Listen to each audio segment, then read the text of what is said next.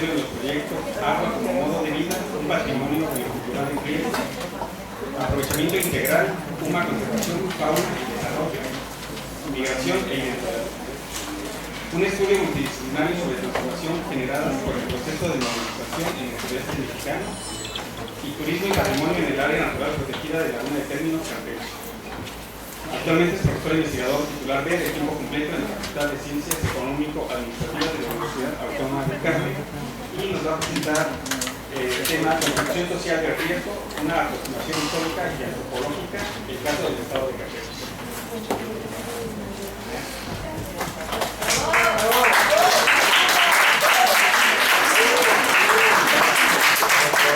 Pues pregunto, chicos, pues pregunto. Ok, bueno, pues después de haber tenido la presentación previa, obviamente vamos a ver algo completamente distinto. Primero, pues además aquí están algunos colegas profesores que seguramente algo parecido vieron en otro momento. Entonces, digamos que hay una idea complementaria de que voy construyendo paulatinamente. Bien, la siguiente, por favor. Inicialmente había preparado un material escrito, pero a ver si logro hacerlo sin leer. En principio empezaría por, vemos en la diapositiva una frase en cursiva escrita que dice así: esto era manglar, todo se iba a pique. Cuando yo me cambié a este terreno, el agua daba hasta la cintura. Y eso lo narra la señora Lupita de la colonia San Miguel en la ciudad de Carmen, Campeche. Efectivamente, una mirada diferente sobre el cambio climático es la mirada sobre aquellos que no están en el discurso científico. Es decir, no es el discurso del científico que hace sus índices, sus variables, sino es la mediación entre el científico social, aquel que hace ciencias sociales, humanidades, y aquellos que experimentan una situación de contingencia, un fenómeno hidroatmosférico, desde el norte hasta un huracán, y cómo lo vive la población. Es un poco la idea transitar por esto, pero hay varias ideas ahí. Damas, termina la nota justamente con la cita de 3 investigadores que en 1968 ya habían descrito cómo era esta región, una región que en términos geológicos y en términos hidrológicos se parece mucho, que es el sur del estado de Campeche y la zona de los pantanos de Seca o la zona de los ríos de Tabasco. Un estado con el que compartimos no nada más estos elementos geomorfológicos, hidrológicos, sino también compartimos una migración muy importante. Seguro que muchos de ustedes, ya lo hemos visto en el salón de clases, son tabasqueños, ¿verdad? Entonces compartimos no nada más un territorio, sino se empiezan a compartir algo más. Se comparten culturas, se comparten aprendizajes, saberes. Okay, vamos. Gracias. Bien, los objetivos son muy largos, pero siempre vale la pena pensar en los objetivos cuando uno empieza a trabajar con un proyecto y quiere exponer parte de ese proyecto. Este proyecto no es un proyecto acabado, es un proyecto en construcción, hemos avanzado en algunas cosas. Después, por otras circunstancias, se ha quedado un poquito sin avanzar y así vamos atendiendo. Bien, los objetivos básicamente tienen que ver con cómo, dice arriba, reorientar la mirada sobre el discurso de riesgo elaborada por el Estado. El Estado no es el Estado de Campeche, el Estado es el Estado nacional, el Estado mexicano. El Estado mexicano, por ejemplo, lo acabamos de ver hace un momento en la presentación previa, ya emitió una ley de cambio climático.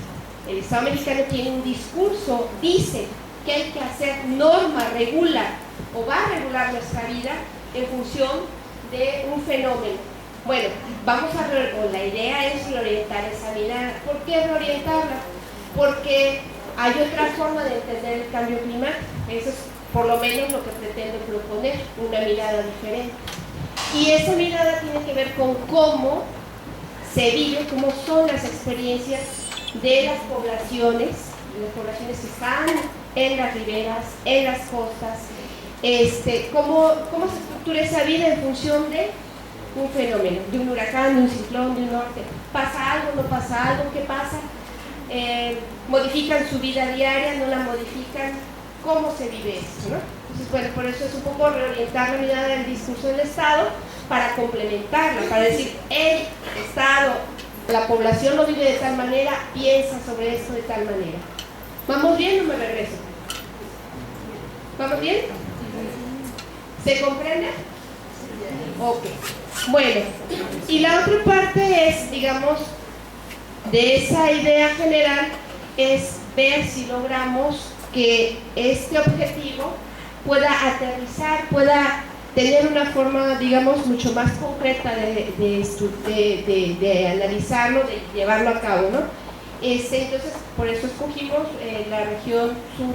Inicialmente la ponencia era en el estado de Campeche, pero uno de pronto dice, es demasiado, y entonces uno tiene que decir, acoto mi área de estudio, la restringo porque mis capacidades no me permiten trabajar con todo el estado de Campeche. Incluso quedaron cosas incompletas. Les digo que está en avance. Ok. Podemos pasar a la siguiente, gracias. De una manera muy general, cuando uno se plantea un proyecto, uno se plantea también una metodología. La metodología, digamos, es algo de una manera muy esquemática, como un procedimiento que voy a llevar a cabo, por decirlo de una manera muy esquemática, o unos procedimientos que voy a llevar a cabo, y bajo los cuales voy a recuperar, a colectar información y voy a sistematizar esa información. En este caso, una mirada diferente a cómo entender el problema de este fenómeno del cambio climático no es a partir de la construcción de índices, sino es a partir de otros métodos. La historiografía, es decir, pensando en trabajar con archivos antiguos que me vayan indicando si hay una referencia sobre esto. Y efectivamente, nada más por ponerles un ejemplo, el CIESAS, el Centro de Investigaciones y Estudios en Antropología Social, desde 1985 trabaja con estudios sobre riesgo y vulnerabilidad. El CIESAS básicamente se dedica a hacer estudios en antropología, y el parteaguas para que empezaran a hacer estudios sobre riesgos fue porque ustedes no estaban ni siquiera como proyecto de vida, pero los que ya somos muy mayores vivimos un acontecimiento social que cambió la vida de las personas que vivían en una zona metropolitana como la ciudad. Me refiero a los sismos de 1985. A partir de esos sismos, el CIESAS, después de los resultados de los impactos económicos, de los impactos psicológicos, de los impactos ambientales que suscitaron estos sismos, se empezaron a hacer estudios sobre riesgos. Entonces hay una institución que tiene un camino largo andado sobre eso. ¿Y cómo trabajó el CIESAS? El CIESAS trabaja en la búsqueda de archivos que nos van indicando pistas sobre si hay un fenómeno que puede considerarse riesgo. Básicamente planteamos la idea de que la noción de riesgo es una construcción social, es una construcción humana. En la medida en que sucede un fenómeno natural, completamente natural, y no hay presencia humana, eso no es un riesgo. Es un riesgo cuando hay presencia humana, ¿sí? Entonces, por eso es una construcción social. Y en ese sentido, bueno, ellos hicieron ya un catálogo de desastres, sobre todo de desastres agrícolas. Y en ese catálogo de desastres agrícolas empezaron a registrar, por ejemplo, lluvias, ciclones, plagas, sequías, que van desde la época precolonial o prehispánica hasta 1821. Puedo estar equivocada, creo que es un poquito más adelante. Entonces, haciendo una labor de ratón de biblioteca, es como la historiografía contribuye al conocimiento de estos eventos que consideramos riesgos para la población humana o que nos ponen en una condición de vulnerabilidad. Otro método que se utiliza en la historia oral y que además anuncio para los chicos, la van a practicar porque es parte un poco como de conocer a partir de las técnicas de la entrevista cómo se dan o se llevan a cabo o cómo viven estos fenómenos la población. Para la memoria más reciente, los huracanes más recientes son un poco los que se han ido trabajando mucho a partir de este método. Hay trabajos incluso en la UAC, en la Universidad Autónoma de Campeche, y me parece que también en la de Quintana Roo, a partir de este método. Y otro método es a partir de las etnografías y de la observación parasitária. Ir a hacer trabajo de campo y a partir de eso recolectar información. Estas son las metodologías, por eso es multidisciplinario. Y me faltó por ahí una, pero es que todavía no la... Bueno, en fin, la mencioné brevemente. Nada más un poco planteando dónde se sitúan desde la perspectiva donde yo trabajo, dónde se sitúan los estudios de riesgo. Pues es, como les decíamos, aquí vienen las dos ideas, es un poco como una construcción cultural, y que tiene que ver con cómo la población se establece, en el caso específico de esta zona, cómo la población se establece en un territorio costero, en donde pues lo que tenemos como presente siempre es el agua, ¿no? Y por el otro lado, cómo construye la población escenarios frágiles que se asocian con el incremento de la vulnerabilidad. Un ejemplo, en Carmen construimos escenarios frágiles. Carmen es hoy en día una población de ¿cuántos habitantes? 220,000 habitantes. En los años 40, ¿cuántos habitantes tenía Carmen?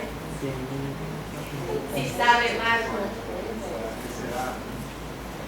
12,000 habitantes. 12,000 habitantes.